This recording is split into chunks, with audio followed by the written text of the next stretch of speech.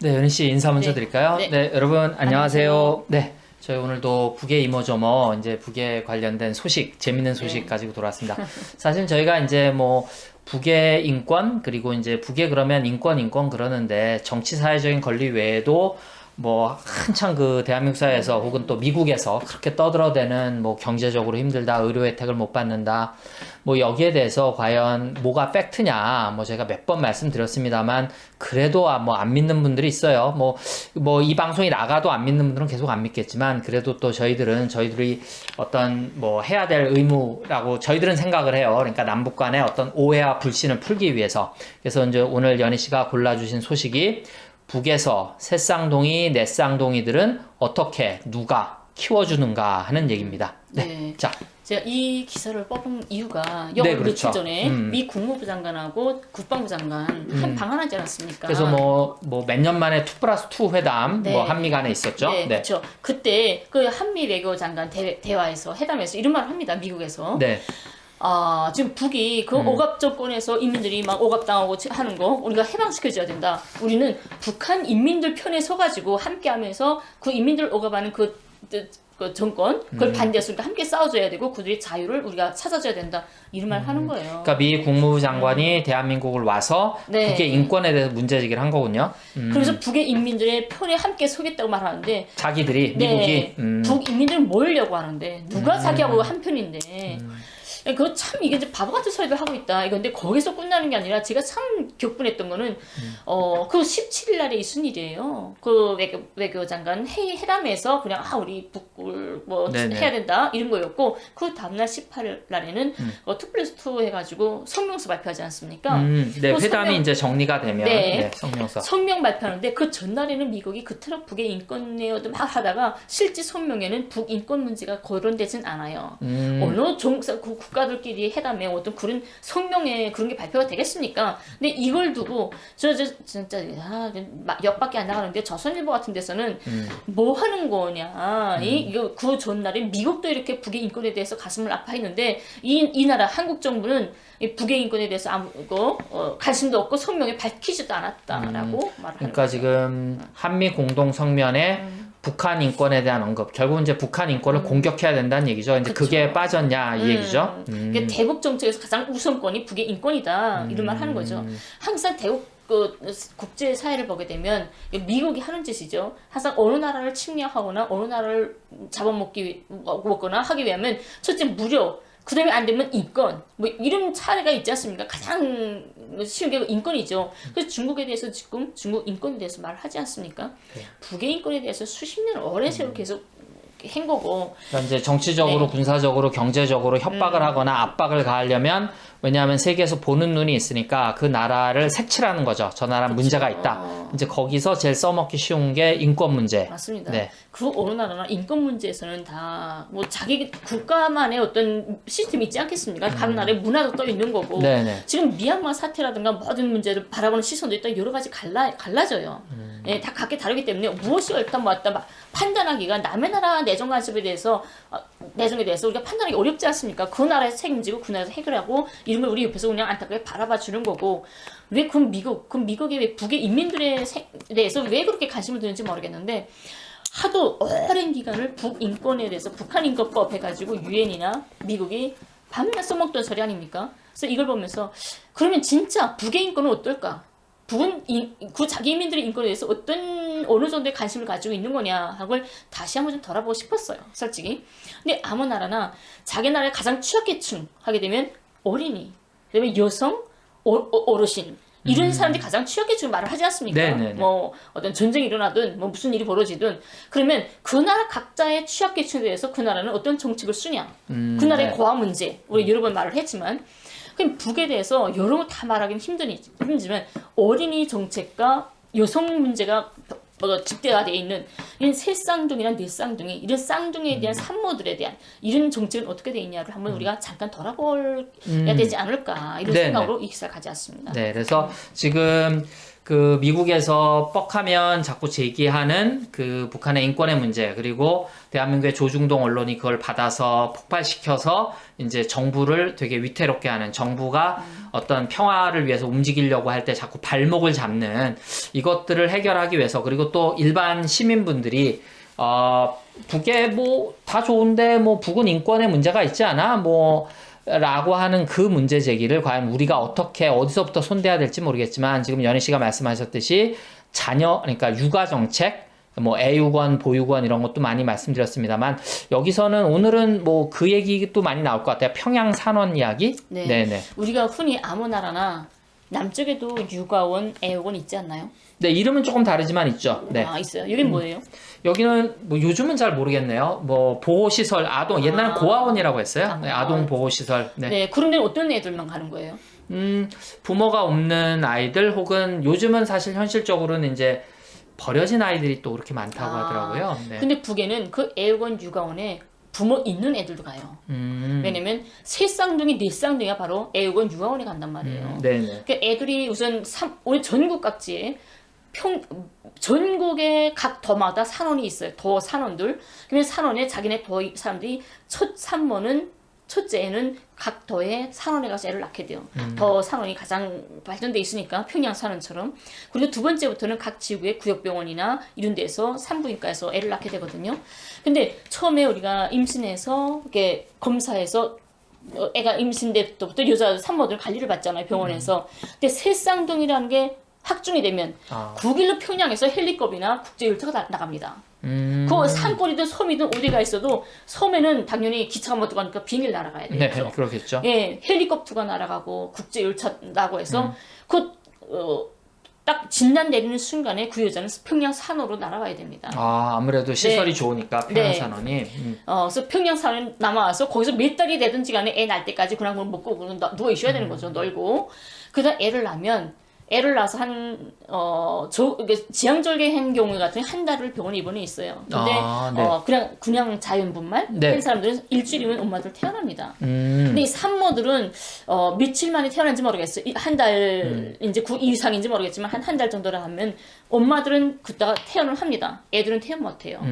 애들은 우선 새 쌍둥이 하게 되면 다 1kg 조금 넘거나 1kg 모자라거나, 그쵸, 아이가 조그맣겠죠. 예, 그러면 얘들은 다 벌교도 간단 말이에요. 벌교도 가는데 얘들은 다 산원에 남고 엄마는 집에 가고 얘들은 벌교에서 있다가 나와서 뭐 치료받으면서 4kg, 4kg 될 때까지 퇴원을 못합니다. 산원에서는 4kg가 돼야 애들을 집으로 집에 아니라 다시 내보내는 거예요. 내보내서 집에 가는 게 아니라 그 지역의 애육원에, 육아원에 가는 거죠.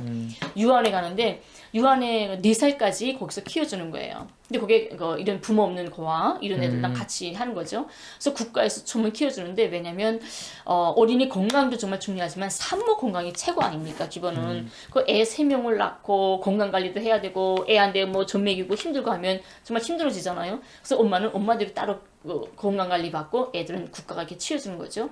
그래서 애가 4살이 된 다음에 그때야 비로소 자기 집으로 올 수가 있어요. 엄마 집으로 오는 거죠. 그때는 이미 이제 애들이 집으로 오는 순간에 집은 달라져요.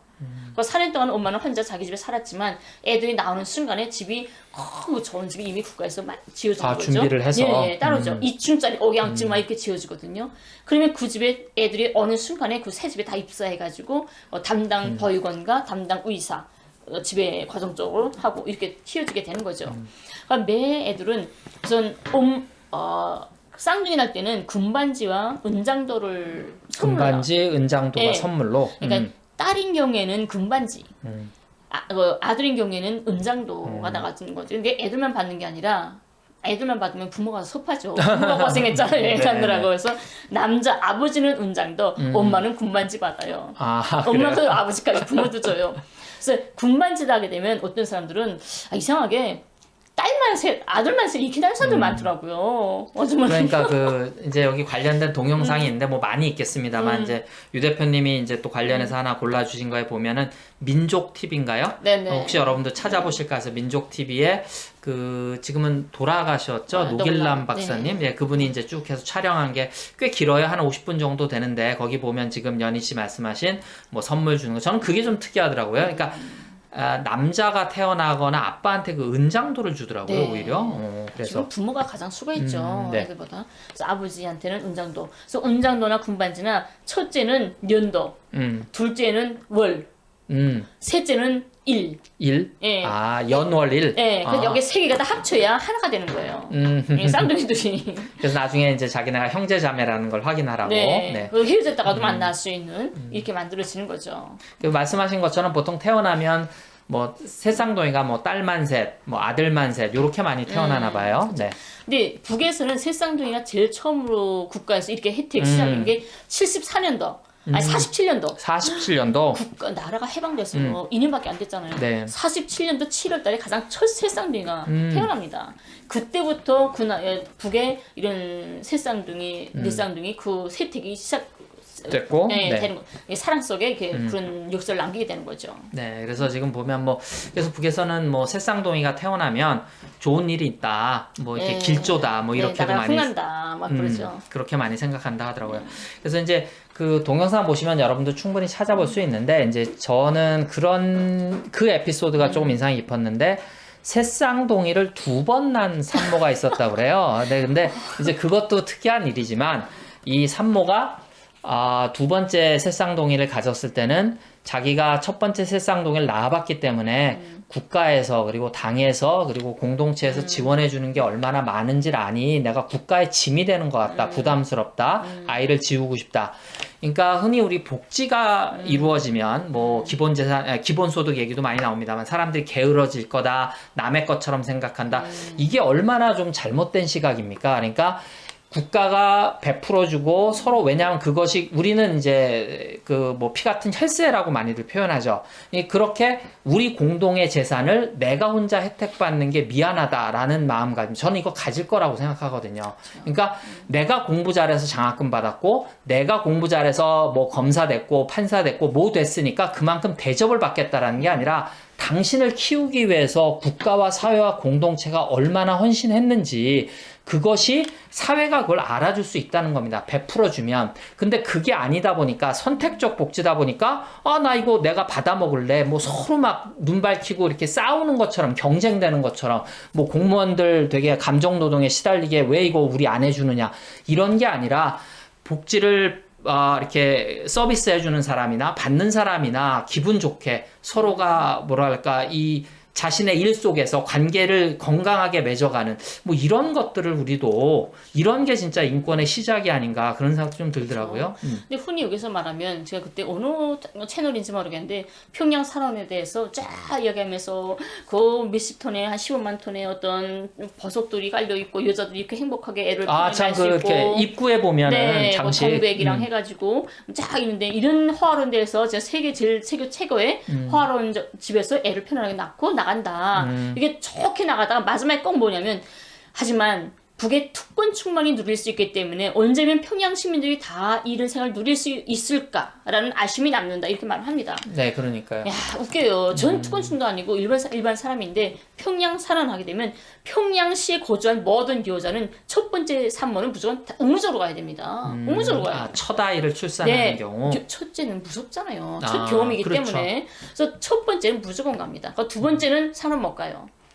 왜냐면 이제 사람이 이제 제한이 있잖아요. 제한이 있으니까. 예, 한 1,700명 한 번에 1,700명밖에 수용 못 합니다. 그렇죠. 그 동영상에도 그렇게 나오더라고요. 네. 근데 그걸 단번에 어떻게 해요? 그러니까 근데 두 번째인데 이상이 생겼을 때. 그럴 땐 산원에 갑니다. 네네. 예, 그리고 나머지는 자기 구마다 하거든요.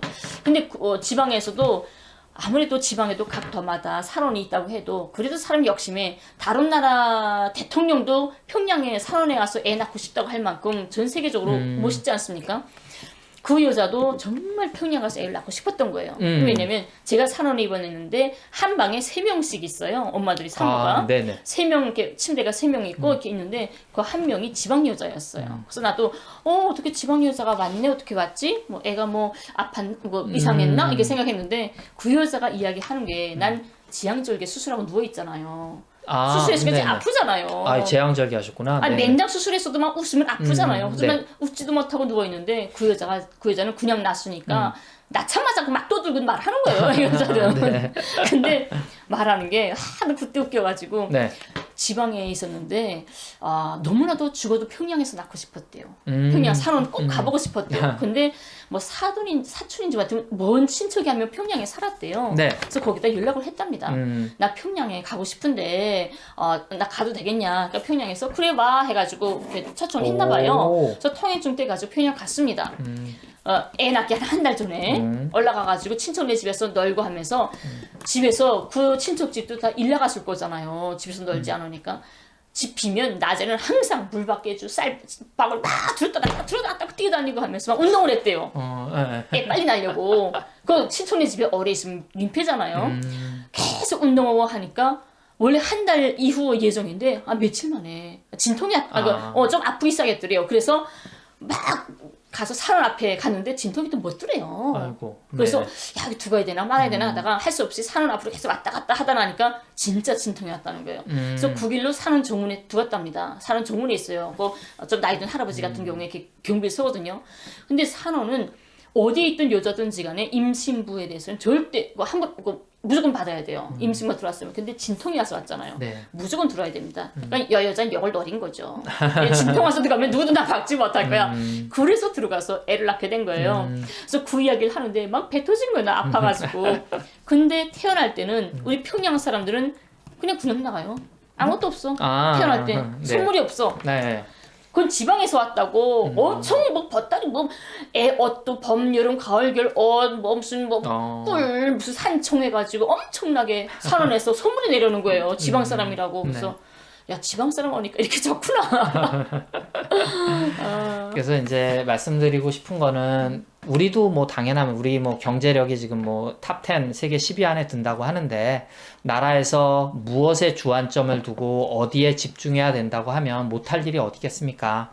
그러니까 물질보다 더 중요한 건 공동체 일반 의지, 우리가 그 의지를 모아서 어디에 집중하자. 뭐 교육이면 교육, 의료면 의료. 그리고 북은 그것을 물질은 조금 부족하다고 우리가 얘기할지 모르겠지만 그것을 이루었고 그리고 그것을 해냈다는 것이 많은 사실들인데 이제 그거를 있는 그대로 얘기했다고 해서 뭐 찬양 고무 뭐 이런 걸 얘기한다거나 평양산원에서 그 아이를 낳은 대한민국 시민분도 있죠. 연희 씨도 잘 아는 황선 씨, 황선 대표님 있죠. 네, 그래서 뭐 이런 것들을 뭐 곱지 않은 시각으로 본다거나 이런 것들이 조금 바뀌었으면 좋겠고 아까 연희 씨 말씀하신 것처럼 KBS나 MBC가 많이 바뀌었고 저는 그래도 마지막으로 하나 더 부탁드리고 싶은 건 이분들이 하는 뭐 통일전망대나 남북의 창에서 요즘은 세로 화면들을 쓴단 말이에요. 그러면 북의 화면들이 되게 옛날 같지 않고 발전하고 있구나, 변화하고 있구나, 우리의 이웃이구나라는 걸 볼 수 있는데 그러면서 끝에는 슬쩍 아직도 끼워 넣는 근데 이것은 뭐 특권층만 이용한다든지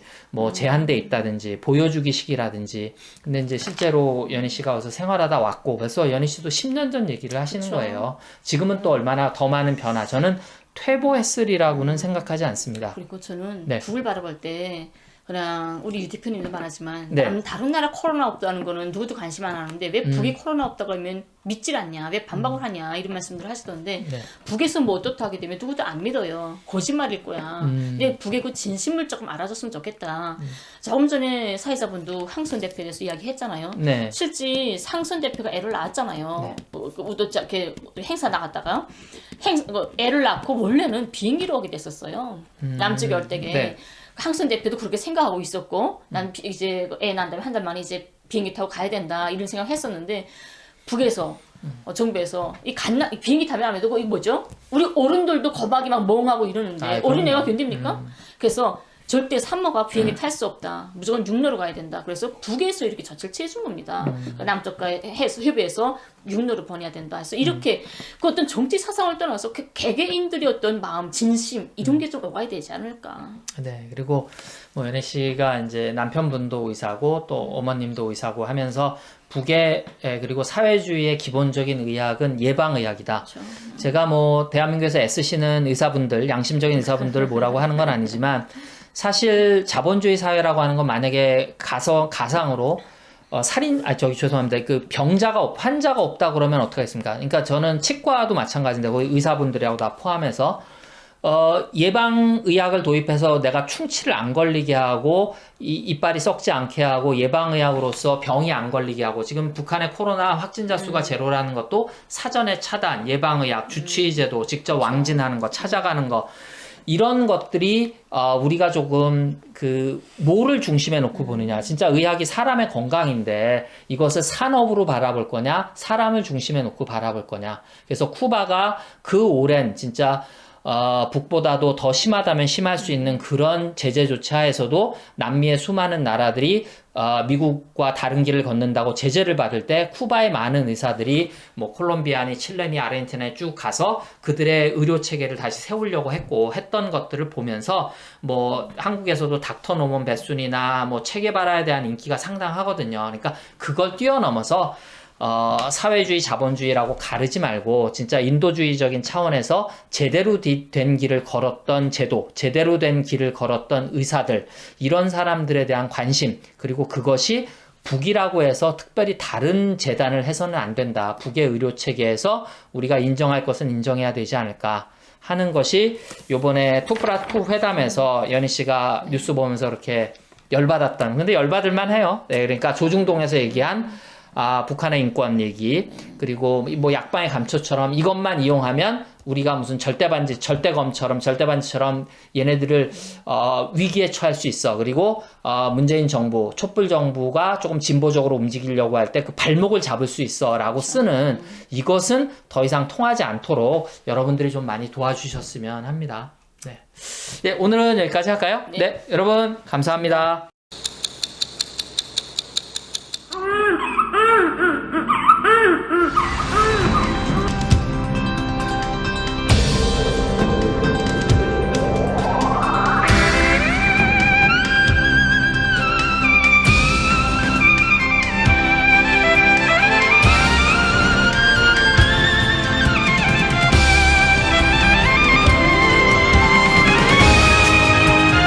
세상은 정말 좋은 세상입니다.